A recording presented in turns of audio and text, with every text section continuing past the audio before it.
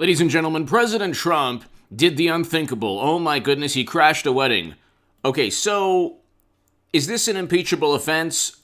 Are they going to impeach him for the third time? Vanity Fair, of course Donald Trump crashed a wedding and gave a rambling, incoherent speech. Number one, the wedding, the people getting married were fine with it. There are about 74 to 75 million Americans who would be very happy if Donald Trump crashed or visited or appeared at a wedding of a family member or their own wedding. Okay? This is the truth. This is a fact. There are 75 million Americans. I mean, you know what? Let's say the vast majority, or let's say tens of millions at least, either wouldn't mind or would love to have Donald Trump crash their wedding. But all you get, Jimmy Kimmel brutally mocks Trump. It's like nobody cares. This is the problem. Jimmy Kimmel brutally mocks Trump's drunken wedding toast. They don't do this when President Obama visits a library or Bush does whatever with his paintings. They don't have anything like, they can't talk about Biden's accomplishments because the shot in the arm we're getting, that was President Trump's accomplishment. Fact. You can't, like, everything good that he has ever done, well, you know, they eviscerate and slice and dice and try to find some nuance to say, well, it wasn't really that good. People were saying it would take a year to a year and a half, 2 years of trials, clinical trials, all of it. It happened under President Trump's administration, and Vice President Kamala Harris said she didn't trust it at first. But that's all forgotten now because our beloved President Biden is at the helm. Did he save democracy? Did he scotch tape up the Constitution back again after Trump ripped it up in an orange rage? No. It's we have crises now that we didn't have during President Trump's administration. One gigantic, enormous human catastrophe. Just a terrible situation on the southern geographic region of our country. So I'm speaking in algorithmically friendly terms. We didn't have that during President Trump. Not Trump's fault, okay? The worst outcomes took place in terms of the pandemic in Democratic-run states. That's a fact. Go to the New York Times statistics. 7 of the top 11 states with the most lives lost, greatest aggregate numbers of lives lost. Jimmy Kimmel doesn't know this. The top 4 states with the highest per capita rates, including New York and New Jersey, that have led the nation, they are run only by Democrats. And God bless the people of New York and New Jersey. And by the way, God bless all the Vietnam veterans. This is Vietnam Veterans Day. What drives me is I want our country to learn the lessons of Vietnam. God bless the heroism and the courage and the bravery and everything you did for this country. God bless you. And God bless the Vietnamese American community in this country. God bless the Vietnam veterans, the Vietnamese American community in this country, Asian Americans throughout this country.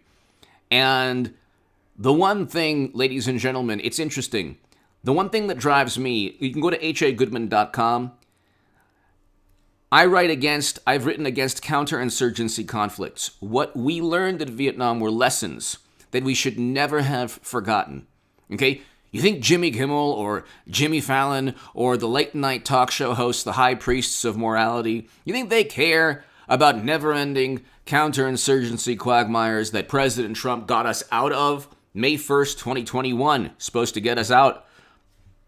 He negotiated a deal in a country to get us out of these never-ending conflicts. Of course, Biden will keep us there longer. We have issues, that we've faced, ladies and gentlemen, that we have problems that we have during President Biden's administration that we didn't have during Trump's administration. Trump's administration was media making everything a spectacle, sensationalizing and just having a meltdown where everything was the end of the world, the end of democracy, he's ripping up the Constitution. He had achievements that, unfortunately, his Twitter account, and that's true, there are things he shouldn't have said.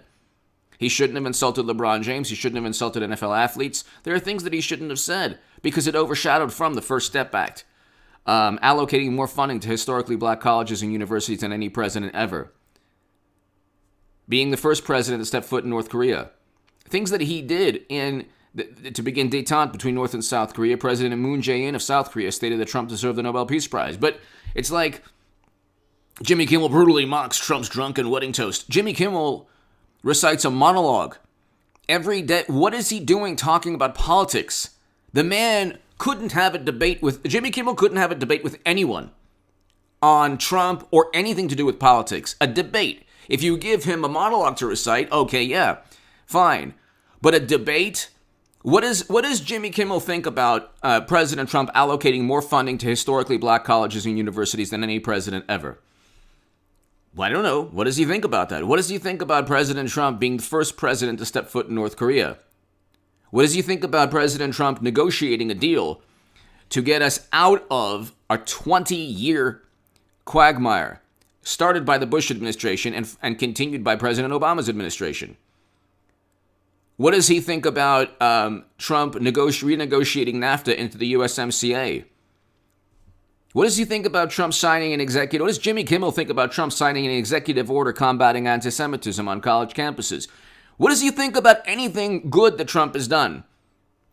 What is his viewpoint of the Washington Post fabricating quotes?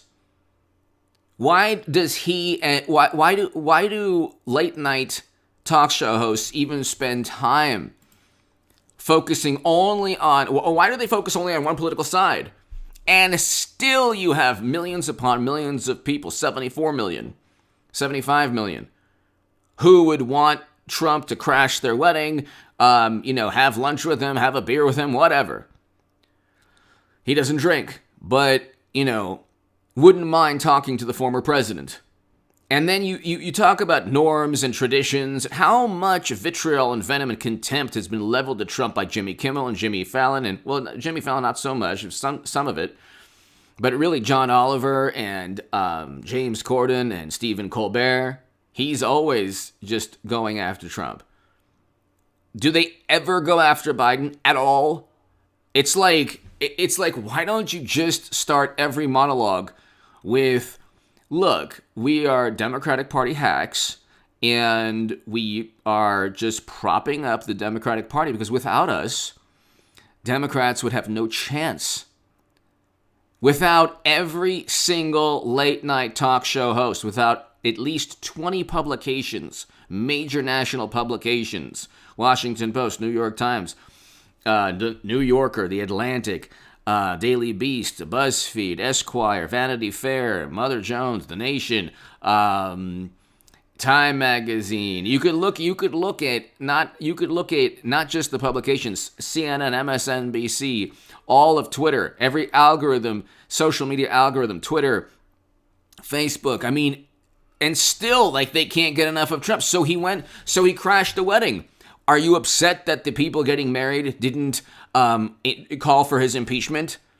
Are you upset that the family, where is the discussion about the people being happy that he was there? This is the second wedding or the first or second wedding. I mean, people love this president. He's the best president of my lifetime. Infinitely better than President Obama. Ask the people of Libya. I want to know if Jimmy Kimmel, what does Jimmy Kimmel or Jimmy Fallon or Trevor Noah or John Oliver, what do they think of President Obama's NATO intervention that literally caused the country to become a failed state? There are human beings being bought and sold right now. And because of President Obama's foreign policy, Libya has seen nothing but sorrow and chaos and civil unrest and war. And so, is this what Democrats love? Is this what they want? Is this what they think is a responsible president? But they wouldn't dare say anything about President Obama negatively, or even if it pertains to his worst decision, which is not even in the same ballpark as President Trump's worst decision. You can't blame the pandemic on Trump, but he didn't destroy a country, turn it into a failed state like President Obama. So this venom and vitriol, you just don't like his personality? 10 years ago, Jimmy Kimmel would have embraced President Trump's orange rear end. And it's like, you look at Jimmy Kimmel's, it's not just Jimmy Kimmel, but you look at him, he should have been canceled a long time ago. He performed in blackface. He should have been canceled a long time ago. And I don't even like that. I think he apologized, but so of course on the left, if you apologize for committing a unforgivable sin, you're forgiven. That's the hypocrisy. Okay, the left never erases Hollywood celebrities from history. It's only conservatives they just erase and just want to cancel out. But it's President Biden says, "Oh yeah, you ain't. If you had the audacity to say you ain't black if you don't vote for him." Immediately, the Washington Post and everyone just went to his defense. The duplicity is unbelievable in our society. The hypocrisy is unbelievable. The people who preach and pontificate and condemn like late night talk show hosts. Do you think maybe this man has skeletons in his closet? Do you think maybe all of these people have skeletons? Like, you're talking about Hollywood, the top echelon of Hollywood here. You think maybe they have skeletons that would be infinitely worse than anything that was leveled against Trump?